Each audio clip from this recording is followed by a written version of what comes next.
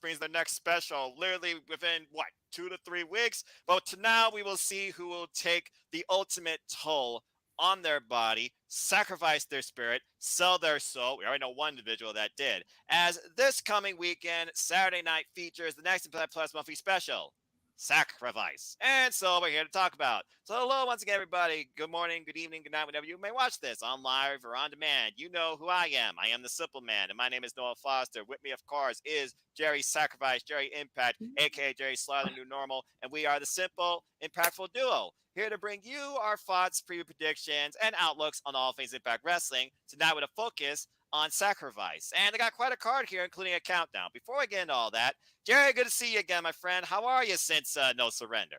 And welcome to being an insider. I was about to say a little dizzy.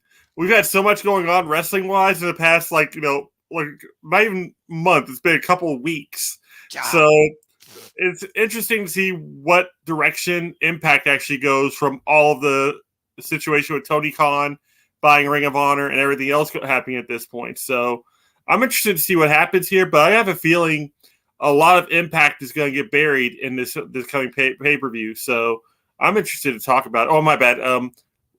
A special event. Oy. There, Look, we can't call it a PLE. So no. Don't call it that. Well, I mean, it's exclusive to insiders, but I digress. But yeah, I kind of do get what you're saying. And for those that are wondering, you can join the fun too. Your opinions matter. There is a forum now at Team Impact. I will put also on armbar. And also on my Twitter and Fox Next 16. So come be a part of the Impact Predictions League if you aren't already. And to those that are in so far, good job to Josh, Cindy, and Lex that lead the way. And we'll see how the rest of the year plays out as we will continue this on a monthly basis. With that being I've got said, Cloud Select me and Joker Sir right. yeah, well, yeah, there you go. You're right there in the dead middle, Jerry. Right above my church brother Paul and Mark, all elite Hitman Griffith. That being said, folks, let's get right into it. Again, you could catch this show on YouTube as an Ultimate Insider. It's a $10 monthly subscription. It's a fun, very wholesome and engaging community. And again, you could find this on YouTube starting with a countdown for free. That's right, free. 7:48 p.m. Eastern Standard Time this Saturday. We got a couple of matches on that. So let's go ahead and start with those. So it looks like this war with Honor No More is going to continue for the foreseeable future, even though they're part of Impact Wrestling, as we have OGK, The Trend, Matt Taven, and, well, he used to be a Miracle. I'm not sure what he is now. Mike Bennett takes on the duo of Rich Swann and Willie Mack. Ambitious Team Impact for Team Impact Wrestling that have tried to pursue the Impact Tag Team Champions and haven't yet. And I would say right now, both of these duos are on pretty even ground. But the fact right now that Honor Moore has been rolling with all the momentum since being now officially welcomed in to Impact Wrestling, closed the door behind them, I kind of feel like OGK are going to get the win here, especially when at one point they teased maybe pursuing the Impact with Tag Team titles. Jerry, your thoughts? I'm with you on this one. OGK is probably gonna walk away with the win, mostly because, yeah, like I said, it's gonna feel like a very dark dark event. We're gonna have a bunch of ROH talent winning in the matches, but at the same time, I think it's more or less for story progression because you like the idea of Impact having no hope against these invaders at this point, and that's gonna draw for a better story. So if it means Willie Mack and Rich Swann picking up another loss, they're going to end up getting it back in the long run. But it's going to probably be another almost like War Games type atmosphere. And it's going to be a huge, brutal match. And I'm looking forward to that. But this tag match, I can honestly see some shenanigans from Matt Taven or even Maria if she's outside the ring. That's your key factor right there is Maria. So I'm going to go ahead and say Taven and Bennett for the win. Yeah, and it looks like majority of the Noti Q gals see that as voted so far. Shout out to those so far, including that limited to Tim Tobin, Justin, Holiday Christopher Mace, Bacon Space, that is literally his name, Mark Griffith, Chumbawamba, all right, and Scott Takeda. Hello, Governor. Looks like a majority of the people agree with us, with 57% saying OGK, while 42% say Swan and Mac. But we'll see who can handle this once the bell rings. That being said, we go from the men to a preview of, again, one of the most deep, founded women divisions in all pro wrestling. Very good division. Daggone right. As we have Giselle Saw once again taking on Lady Frost in what is definitely a bitter rematch. And Giselle Saw, the quintessential diva she's being called, she's definitely has taken the spotlight since her debut, beating Lady Frost in her debut with that beautiful corkscrew moonsault finish. But that being said, looks like Lady Frost is ready to cool down the red hot spotlight here and is looking to do so. So are we looking for 50-50 booking here? Is this a one-on-one? And again, Lady Frost, so much potential. She is so Yeah. good in the ring. But I feel like right now they're going to give Lady Frost, not give, I think Lady Frost's going to get her win here because there's obviously something going on with these two. I feel as a longer-term feud. So I think Lady Frost gets it here and drops the temperature hard on Shell Shaw. Your thoughts on this match, Jerry? There were so many puns in there, my head's spinning. I like the bitter, I like the temperature drop, I liked all of that. And sure, I believe Lady Frost has nothing but potential because she's got a really cool look, and and she's only improving in the ring. So I think it'd be nice for her to actually pick up the win on this show. And then if they progress, great. If they have another one more blow off match, that's fine too. I wouldn't mind that at all. But in order to have that happen, there has to be some sort of leverage, and Lady Frost picking up a win on this show would be definitely that leverage to keep things going. If she loses again, that's the end of that feud. And that's not even the end of a push or anything. That's just the end, and I don't like that. So Lady Frost definitely picking up the win. Yeah, and they don't do that with the knockouts. Again, Lady Frost also just coming off taking on Deonna Purrazzo, the Virtuosa, and the Champ Challenge. Very good match for the Triple Championship. And the majority of the people definitely agree with the coldest knockout on this roster. So, yeah, 71% believe in Lady Frost, and it looks like 28% believe in Giselle Shaw. I wonder if those are UK fans. Because, again, former Rep Pro Women's Champion, just saying. She is an incredible talent, too. So I know these two are definitely going to give us another banger. And I think they're going to go much further and deeper than their first encounter. That being said, that's all for the countdown as we move into the actual card that, again, starts at 8 p.m. Eastern Standard Time. In Louisville, not just up the road. Yeah, literally just up the road from you. How ironic. And again, folks, if you want to catch the show, all you got to do is become an Ultimate Insider. Go to iMpact Wrestling on YouTube. Look at the membership tab. Look at the perks. But to watch this show, you have to go for the $10 a month subscription. And again, it's a lot of fun. So why not go for it with all the monthly wholesome content comes with it too, like Sammy Callahan Uncensored, Impact specials, monthly pay-per-view replays later on, and engage in the live chat. And for those that love them, emojis too. Just saying. I know. What a society we live in. That being said, let's go ahead and get into the actual meat and potatoes of this card, the main show. And we'll start off with, I think this is fitting because literally they started off in Bound for Glory. Why not start off here in the Knockouts Talent match that's been waiting for the longest time? As the Inspiration, Cassie Lee and Jessica McKay finally defend the Impact World Knockouts Tag Team Championships against the Influences, Tennille Dashwood and Madison Rayne. And whether or not we see Caleb with a K, I think that's going to come down to how Madison and Tennille feel. And to think, we had actual social distancing this past Thursday. I haven't seen that in pro wrestling in the longest damn time, and he's still lost. So, yeah, all the momentum right now favors the champion. Cassie, of course, getting the win on Madison Rayne. Yay. And right now, I feel like, again, the Inspiration, they just fit the identity of being tag team champions. And the Knockout Tag Team Champions per se. But the thing about Impact Wrestling is they don't really have an in-depth Knockouts Tag Team division besides, well, the former champions and Decay, and Rosemary's injured. So it almost makes me wonder, could it be another impromptu tag team maybe coming down the line? Maybe like what Nick Aldis did when he and the Wins brought back the Division. Maybe Chelsea and Mickey James at some point can team up together. And to look at the depth of the Knockouts division, there are so many possibilities I could see for tag teams too. Kimberly returns soon. But that being said, I'm not going against the tag champs here. Again, there's been continued fallout with the Influence here, and I feel like this is going to be the final nail to Caleb's job as, photographer.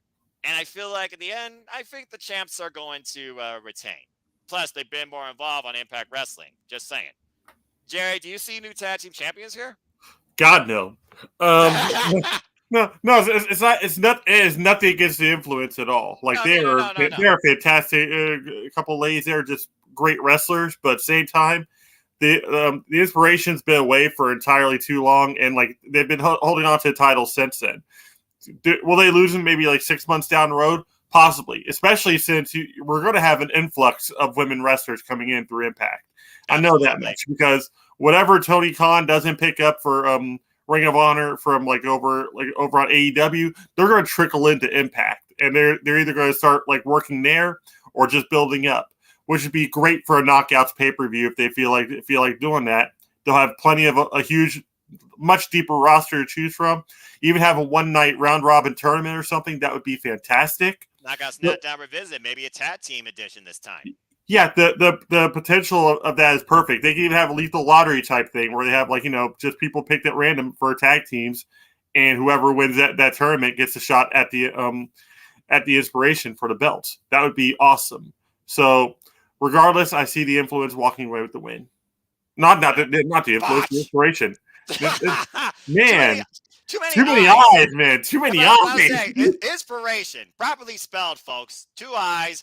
Don't forget it. Yes. But yeah, we're all inspired by the inspiration. And again, that is not iconic. But still, I do remember, again, I will still stand by it. I still think that was a bigger moment for me as a fan than Kofi Mania, which was obvious. Yeah, that was actually really, really great. I could actually hear you scream from way up there. So it was pretty great. Look, I'm a fan of Peyton Royce. Cassie Lee, that's all I got to say. Yeah, that's fine. That being said, support women's wrestling, folks.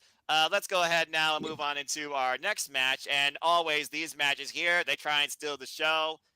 And I'm sure it's going to definitely show us something.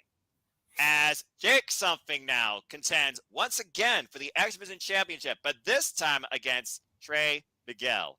And as he talked about, he wants to be looked more than just the guy, okay, this guy's got something. He's got potential. He's a worker. He could be a major thing in this company. Well, now he wants to be Trey Miguel's not only biggest threat, but the last challenger in his title run. And since Trey Miguel's been champion, he's overcome the likes of Rocker Romero and Laredo Kid and Steve Macklin, including giving Steve Macklin his first pinfall loss. Mm-hmm. That being said, hometown boy present Trey Miguel. I'm not going against my hometown boy here. I still feel like Trey has a long way to go with the X Division title. And when it comes to X Division champions, they go the distance, pun intended. And Jake Something is definitely going to excel in this match, being the bigger guy here, and honestly one of the bigger guys with an unorthodox style in the ring, per se, too. But I feel like that Trey is going to retain. What's this here? Trey just says, some of the outcomes was already spoiled for Sacrifice from the WrestleCon announcement. Well, I haven't checked that out. And also, this platform is #spoiler-free. But thank you for your thoughts. And again, usually these are live, too, nowadays. So I don't know. Oh, by the way, everybody actually agreed with us in the Galaxy, too. Unanimous for the inspiration. All right. And this is also unanimous with the Galaxy as well.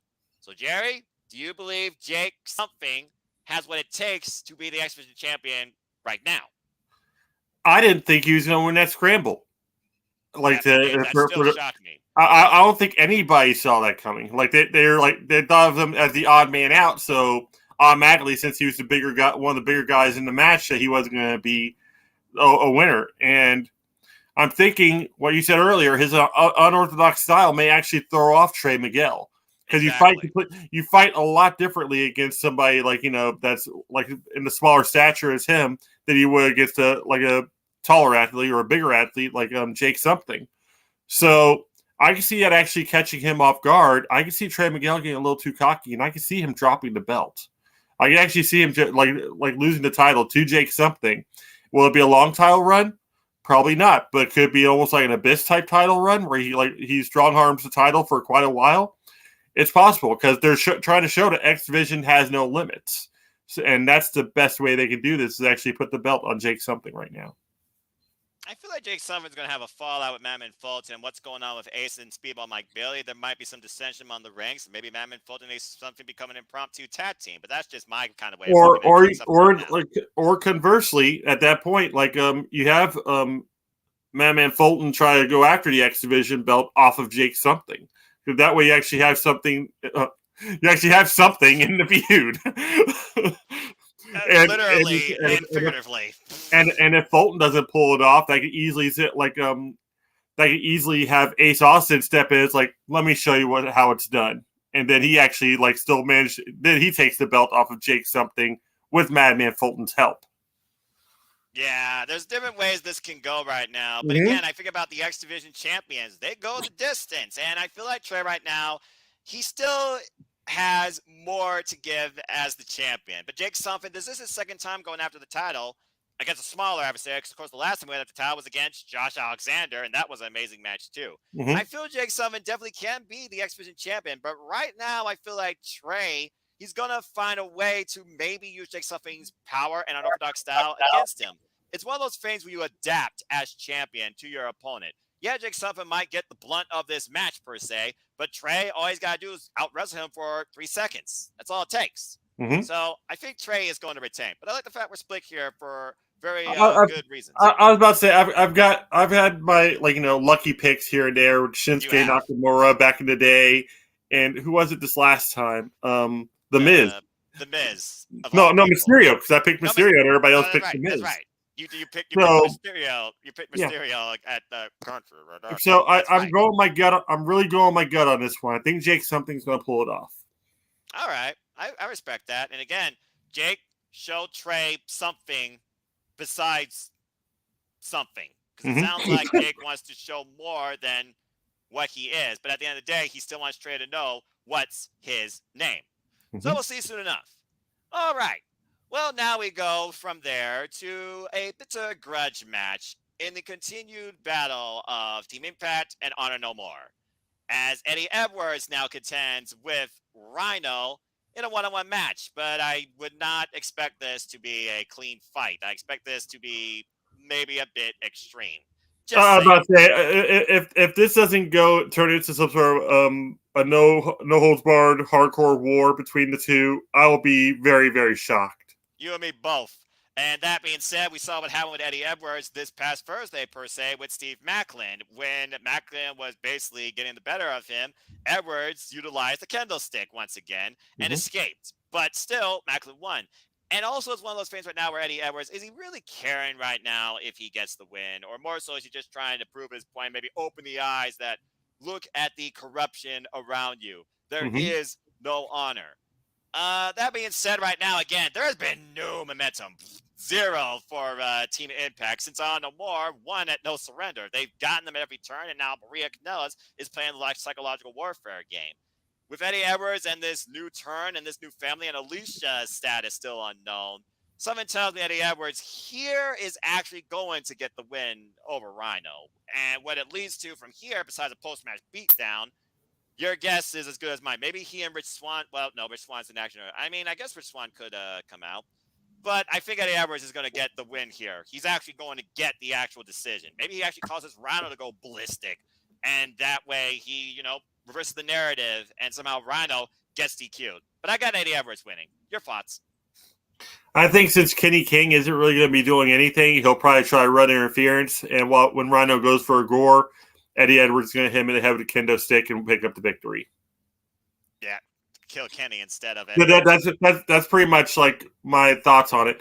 That or I'm still pulling for Davey Richards to show up. I really am, and that's always in the cards. So definitely, especially if Eddie's on the side of Ring of Honor at this point, that would only make sense. So I'm thinking at this point, Eddie Edwards is going to pick it up, and that's going to be the way to do it. Kind of a generic finish if you think about it, because it's probably been done to death. But same time, it's going to be effective, and it's going to give Eddie Edwards a much-needed win. And right now, Eddie Edwards needs the much-needed push, it seems, to really... He's almost seen as the focal point of the group at this point. If he loses another match, they're not going to be able to be taken seriously, no matter how many wins the rest of the team picks up throughout the night. Well, again, he's the first defect from Impact Wrestling. Is there more to follow based on what Maria said? And is it somebody that we're not even thinking about? Could it be even Alicia? We'll have to wait and see. Could Alicia maybe come into play here and somehow be a difference maker too? A majority of NoDQ Galaxy, 85% believe that Eddie Edwards will be declared the victor in this bout as well. So we'll see.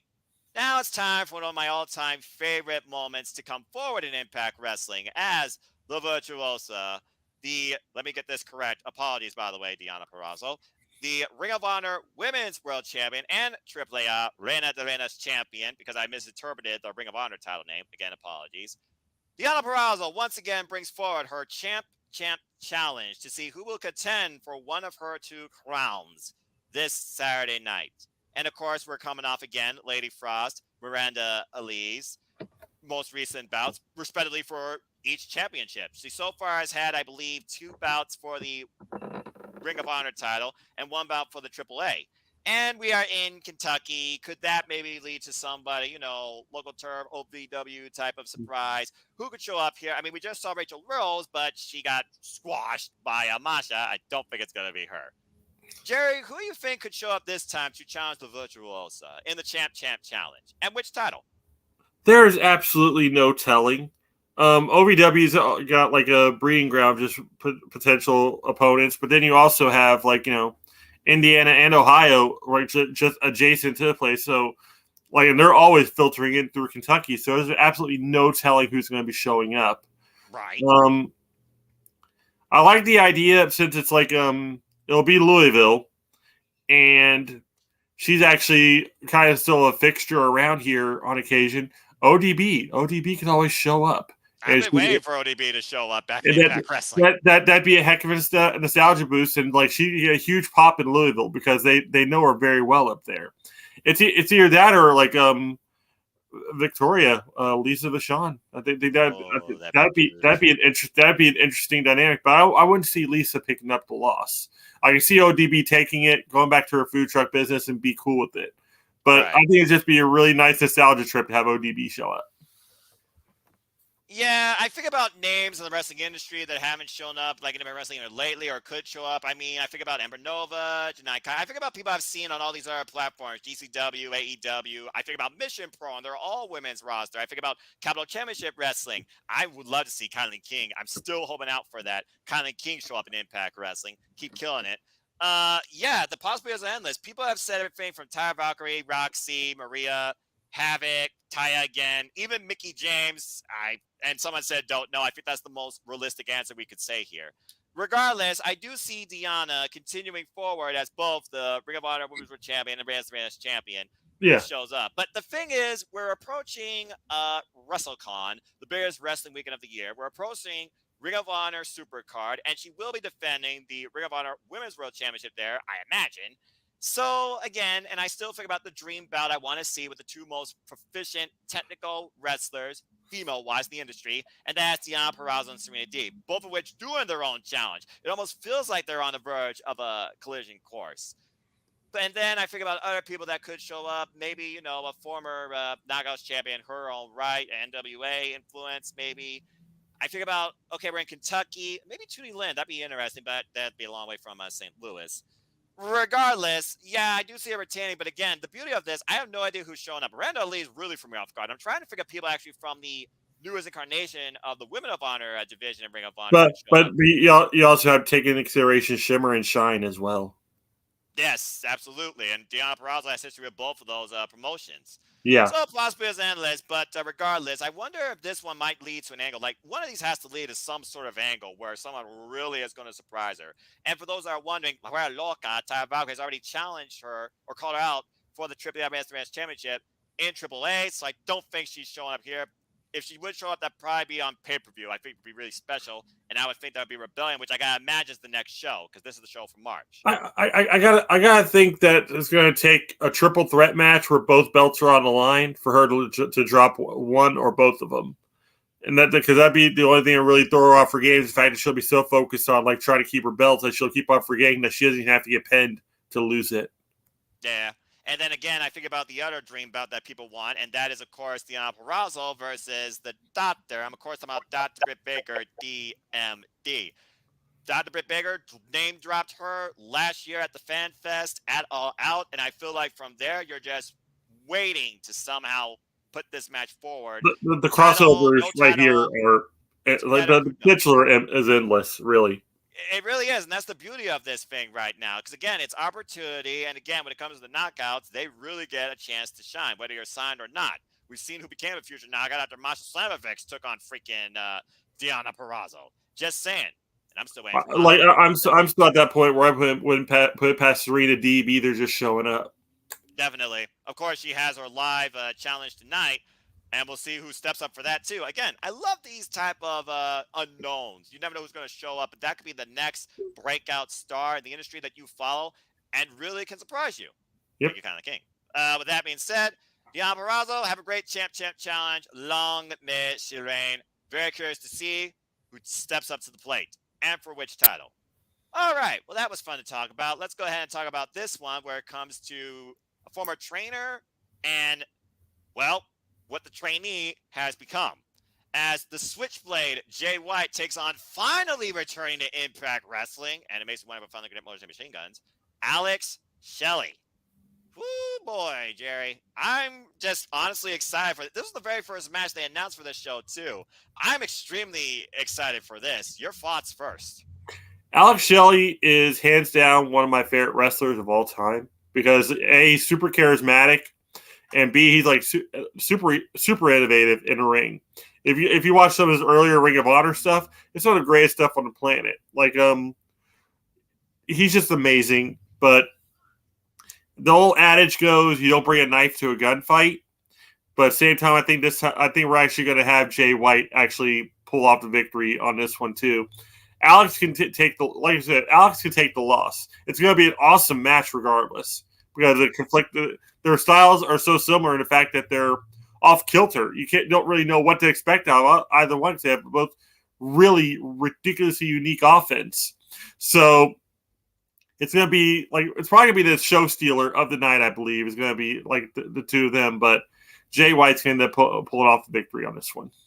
Yeah, Jay White's out to prove a point right now with his USFJ challenge, this reformation of Bullet Club in his own eyes, the Super Bullet Club that transcends all wrestling promotions. And now he wants to finally show literally his former trainer what he's become, and I've surpassed you. I do feel like Jay White's going to get the win here, but yeah, this definitely for me, I feel like it's going to be the match of the night, bar none. And everybody in the galaxy is breathing right now with the Switchblade. He has all the momentum in the world. Alex Shelley, there has been no real hype or video or anything. Yes, the Impact faithful are aware of Alex Shelley, and I'm sure the Ring of Honor people and fans are aware of Alex Shelley as well. But again, he's been MIA, and what's the worst thing for a wrestler? Time off, time away from the ring. And with Chris Sabin right now still colliding with No More and that thing going on, I don't necessarily see Motion Machine Guns coming out of this. I do maybe expect some shenanigans, but these two are also great in-ring psychologists, and Jay White is a master manipulator of that. Okay. Imagine this at the end of the match. Jay White continues to beat down Alex Shelley. Chris Sabin comes out there. Chris Sabin comes out, and then you have Chris Bay come out for the save. Impromptu. But then you have the Good Brothers and also the Guerrillas of Destiny all show up, and then that sets up for an 8-man tag at the next show.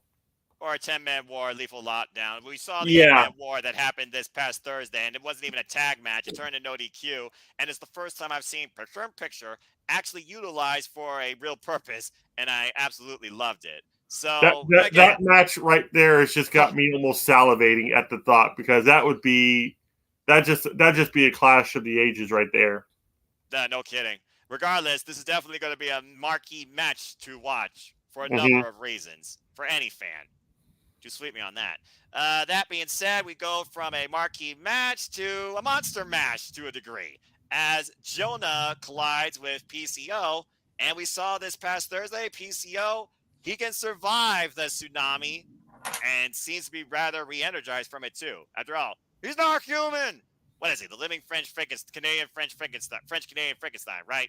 And of course, Jonah has been on an absolute rampage of destruction, and he pretty much has been nonstop, except against Josh Alexander back at Hard to Kill. PCO, though, again, he's not human. We see what this guy will do to his body. We'll see what this guy will take with his body. This is going to be a fun match to watch. But if you look at the unorthodox between Impact and No More, this has nothing to do with that. This is just Jonah wanting some real competition. Well, Gail Kim gave it.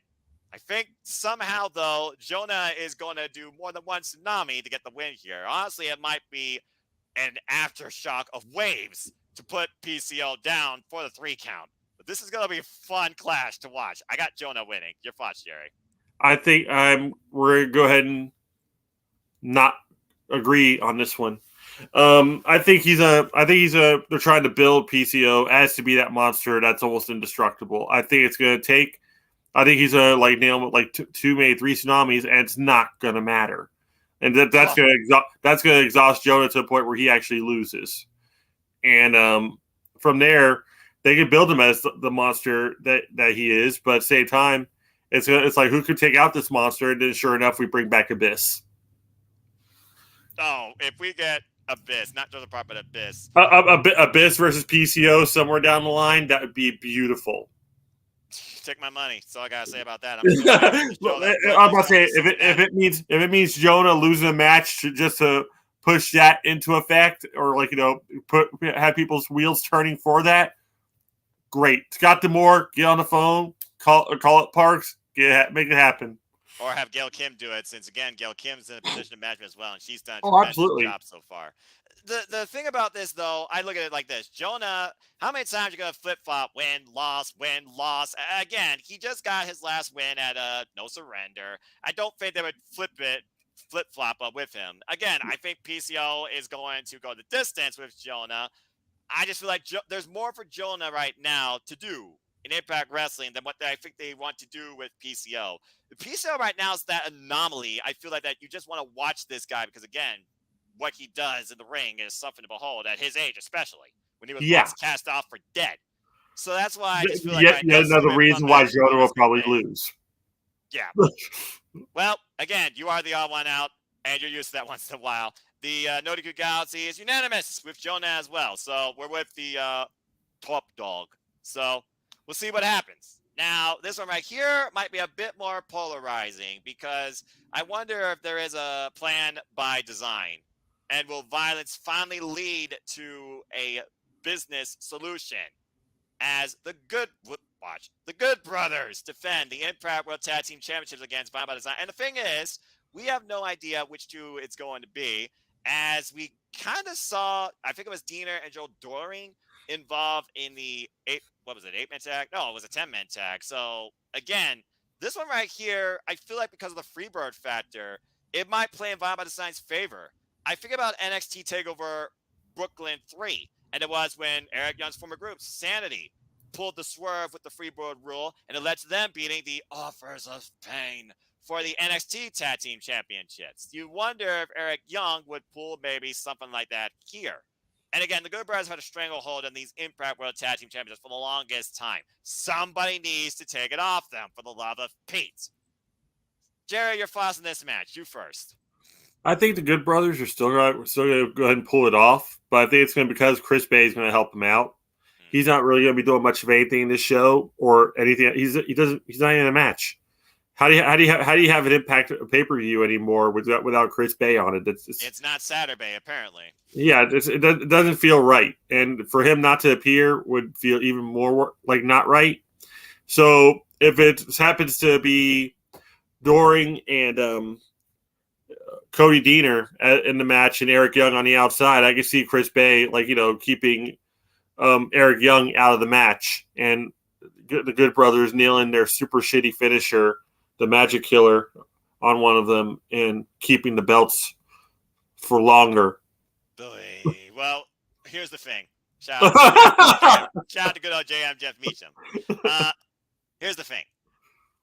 If someone's going to take the titles off of them, and it's not Violent by Design, which I've been waiting for the traditional tag team match with these two teams for the longest time, but based on current directions right now, it still feels like, to me, it would just be so damn fitting if it's G-O mother F&D. So just thinking about that, and right now, it seems like there's a bit of a sharing of the minds when it comes to common enemies. The enemy is my friend. And I wonder, honestly, if GLD will show up here and cause chaos too.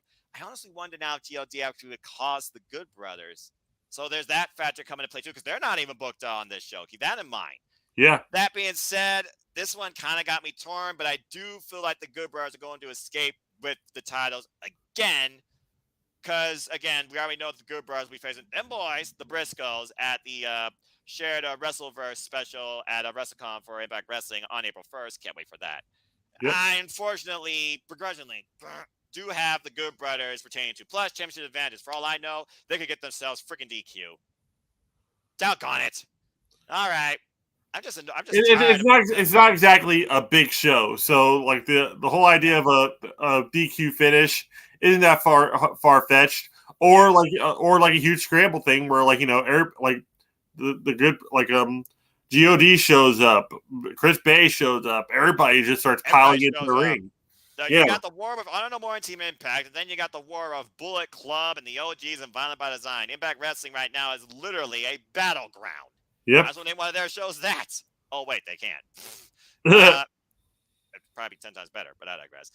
Anyway, moving on from there, we go into our next title match, and doggone it, Evans, you low-down, dirty son of a...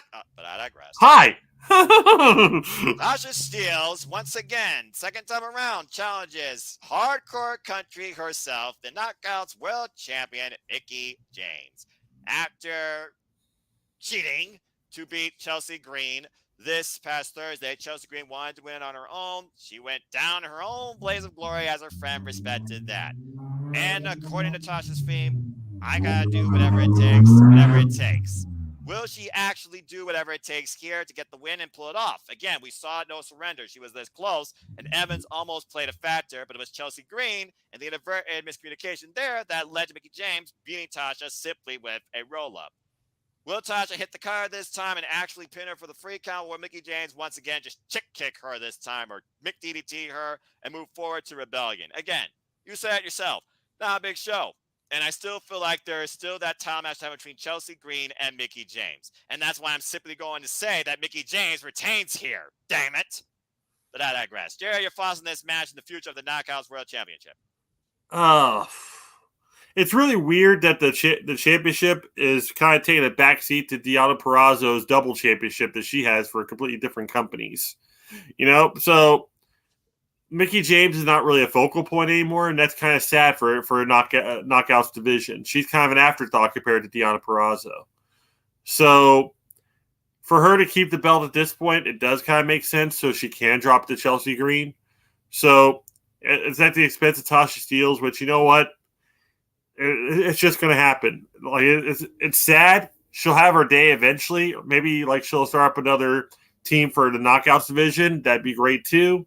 There you go. But for right now, this is not her time to be champion. So I see Mickie James retaining.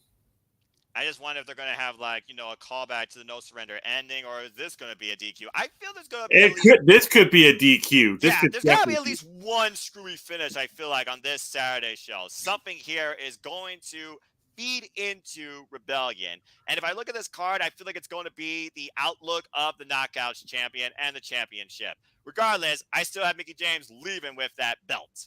Mm-hmm. And the majority of people looks like they also are going with Mickie James at 71%, while a quarter of people believe in Tasha Steelz. Again, Tasha Steelz has all the talent, all the charisma to be that lead knockout as champion, but I just don't think it's her time yet. And right now with these shenanigans in the heavy, I'm kind of over it at this point. So yeah, and hey, Mickie James, thanks for the acknowledgement. That being said, Hardcore Country, get it done, damn it, and set up Rebellion the way you truly want to see that title defended.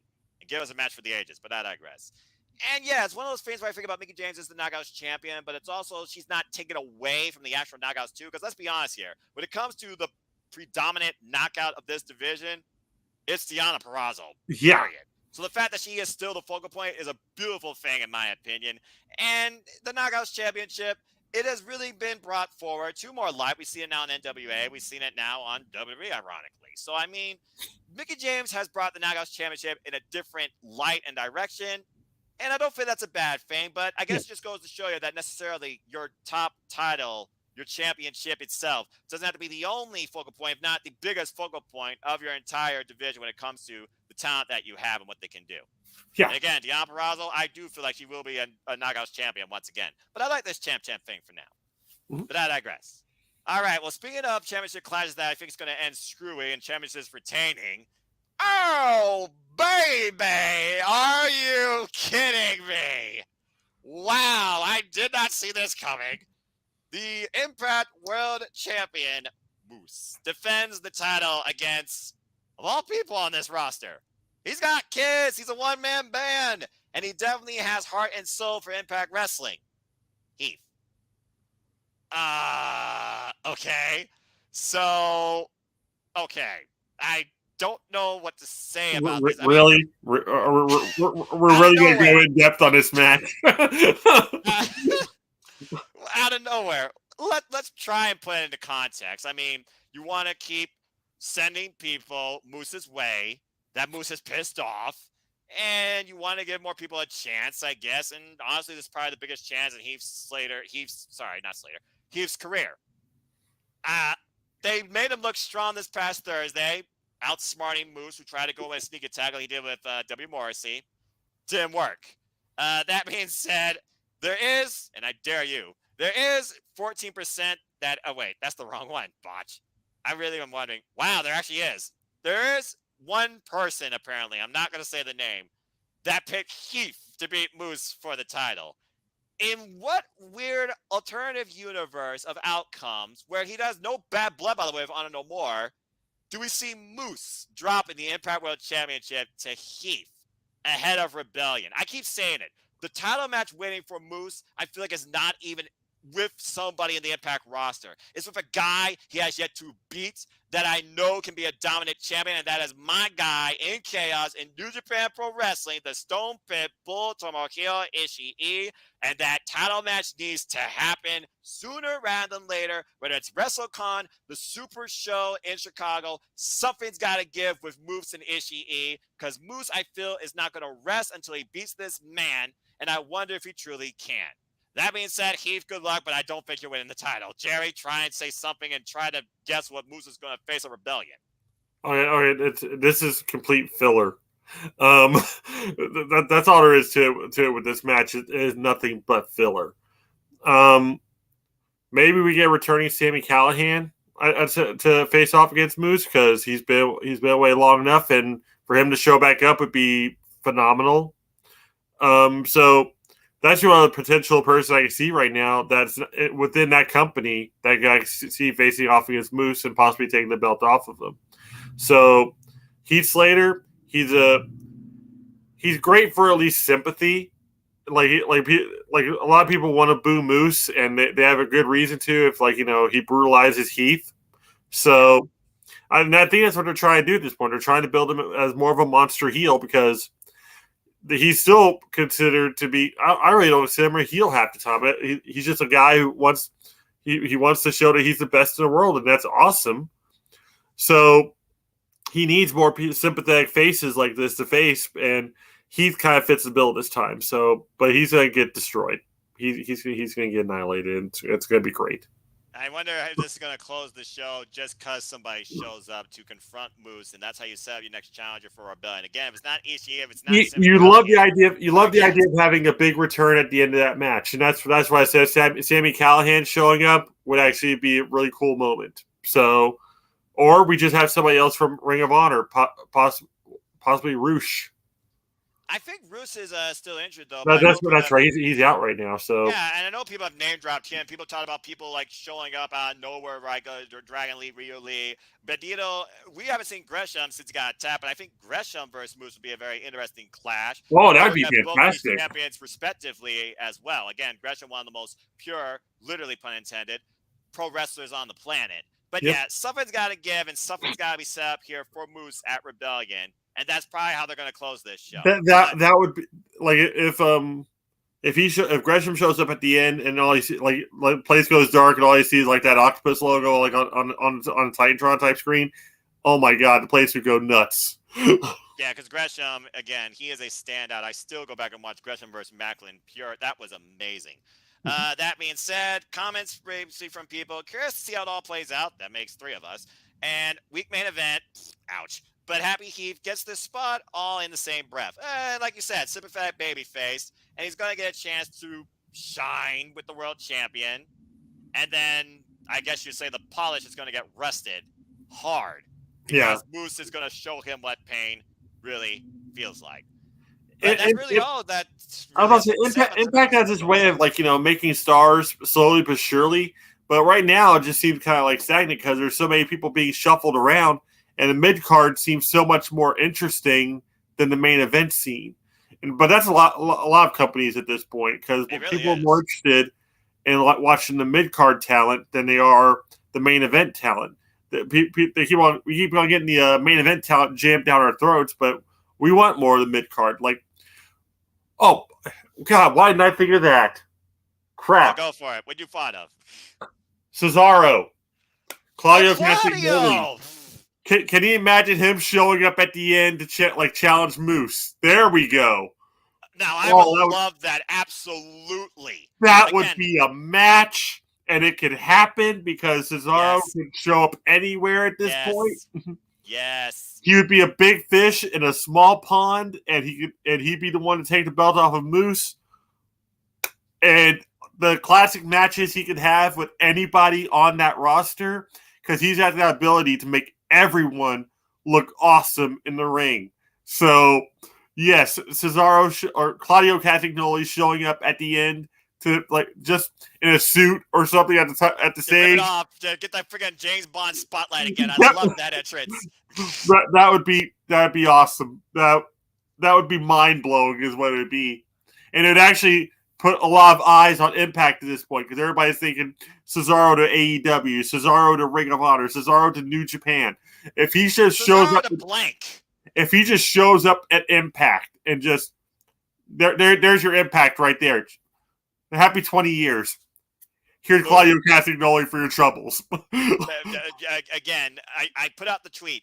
Cesaro, Claudio, whatever you want to call him, this man, this pro wrestler, this superstar can wrestle anybody, anywhere, for anything, and will instantly give you a classic. Credibility out the wazoo. Enough said. But again, we're just going to have to wait and see. As again, this is the last stop before Rebellion, and also that multiverse matches thing, which I wonder, could that play Rebellion at all too? Again, that Rebellion thing, question mark. What could it be? Who it could be, and how it all continues to move forward as they head, of course, towards Slammiversary, which is the next big one after that. We're just going to have to wait and see what awaits ahead at Rebellion. But all I know is I'm very excited for what keeps going forward in Impact Wrestling. This has been a hell of a year so far. That's really all I'm going to say about that. I'm kicking myself for not going to this show. You should. Because it's a solid card, and I didn't think about it for a long time, but I was like, well, I will be off Saturday, but there's always a chance I'd have my daughter, and it's just, yeah. Well, I live like this, Jerry. Priorities before passions. Yeah. My passion is professional wrestling. My priority is always family, because you have wrestling forever, no matter what, but your family is only here while time allows. Yeah. Good old JR says tomorrow's never guaranteed, so treasure, appreciate today and those you're with, and that definitely comes down to family. Period. Okay, we'll go with that logic. You take it like you will. Bottom line, family always comes first. Yep. That being said, Jerry, hey, we're Impact family, we're No DQ family, we're wrestling family, we're Armbar family in ourselves, and it's always a pleasure chatting Impact, just chatting wrestling with you in general, my friend. Anything you want to plug, promote, last thoughts, and where can people find you? Well, you find me on Twitter, even though I very seldom ever use my Twitter page, Gerald_JSJ. Twitter's a very toxic environment, so I stay away from it. Unfortunately. Again, I do my best to keep it purged of that. But I also have my Facebook group, Armbar, all capital, ARMBAR, exclamation point. Don't forget it. Track me down there. Like, we usually have a bunch of memes. We have a bunch of news. Cindy G joined our ranks not too long ago after she returned to Facebook. She's always posting some great stuff in there. So also I love that. I also have my Instagram page, but that's more like food posts than anything. And that's the _gentleman_slaughter. Love it. Absolutely love it. Thank you, my friend. Folks, again, let your opinions be heard. Come join Impact Ultimate Insiders, or just be an Impact Insider and chat with us, the Impact Faithful. Have a fun time. And again, $10 a month, you get Impact Wrestling uninterrupted, commercial-free, 8:30 p.m. Eastern Standard Time, live on YouTube. So come join the party. It's a hell of a good time. Just follow Impact Wrestling on YouTube. Check the membership page for yourself. And again, come join this Prediction League. Let your opinions be heard. This goes throughout the whole year. And again, the forum will be on my Twitter, on Team Impact on Facebook, and also if you want me to directly message it to you as well, I'm happy to do that too, because I understand social media can be a very toxic, dangerous thing. It's as simple as that. But also, you want to know more about me, know this. I'm just a simple man and a lifelong fan of professional wrestling. God bless this industry. But I digress. So find me on Instagram, Twitter, and YouTube at Foster1916 for all things wrestling. And shout out to my ATW crew on Twitter. We'll be celebrating the 1-year anniversary of our podcast platform, the ATW View. God bless that, guys, and that Legals. They are good people, too. And we will be talking about AEW Revolution in full and so much more, too. If you haven't already, check out the NotiQ Galaxy panel, the Team NotiQ panel. And yes, there is Predictions League form for this as well. Jerry has put in his thoughts, and Jerry, boy, you crazy. It's going to be a total Empire ending, man. I'm telling you. We'll see what happens. That's all I got to say. I love how bold and optimistic you are and how you book stuff. So we'll see. And again, I'm here for fun. I'm here for fun and just trying to get, about. Like a lot of people, they're gonna go for the easy points and whatnot. But I like the idea of like the shock and awe, like that.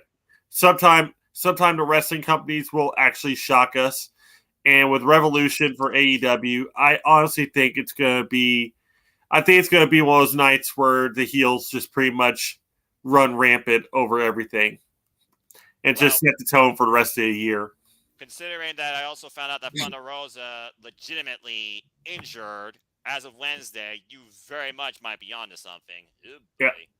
That being said, folks, always let it close. Not no winners, not no losers, not no bears. Just fans with opinions for this passion we all share. At the end of the day, folks, support one another, respect each other, and just enjoy life and enjoy wrestling. Do not let social media or your phone or ratings, for that matter, some people just into that, dictate your life or fandom too. It's as simple as that. Turn off the damn device or mute your notifications. That being said, thank you much for tuning in. Please like, subscribe, comment, tell a friend, hit the bell notes video goes live on this channel. Hit the subscribe button. Help me keep growing this community. Shout out to us, women. That's fun. YouTuber creators, Trey. It's not there anytime soon. I'll be with the Daily Slam. I think tonight, actually, talking about Revolution as well. And of course, recapping, as always, weekly, Rampage, the fastest, no distraction, much more action, hour professional wrestling you get for weekly, in my opinion. Live this week, might I add, too. We also got the Crockett Cup coming up, and I do wonder who the Briscoes are going to face in the opening round. I'm interested to see the whole how the Owen Hart tournament unfolds in AEW. Yeah. That's be fantastic. Both male and female, might I add, of course, will play out through May into Double or Nothing. And also at the Crockett Cup, we'll see if the Brick House can defend her title in the one situation where the champion does not be involved in the decision. And will Jeff Jarrett be the ultimate factor in Otis regaining the 10 pounds of gold? Or is once again Matt Cardona always ready? I still can't believe Matt Cardona is the NWA World Champion. What a crazy time we live in. Guy's got 7 championships. Belt collector. Okay. Went from toys to belts. Hey, one's much more profitable than the other and shinier. But I digress. Yeah. And also, whatever word you want to use, whether you want to use the branding or you want to call it something else, yes, we will be back in Team No DQ and the Galaxy Galore to talk about WrestleMania. Again, it is a loaded month coming up in all things wrestling. So stay tuned. But that's all I got to say for now. So for the new normal, Jerry Sacrifice, I am the Superman Noah Foster, and I now bid you all a fine adieu. And as Jerry would simply say, eat soup. Thanks for tuning in. Follow Impact Wrestling. Enjoy wrestling too. And have a good night to all of you. Thank you. I was waiting for you to say something sarcastic. I have nothing left. Neither do I.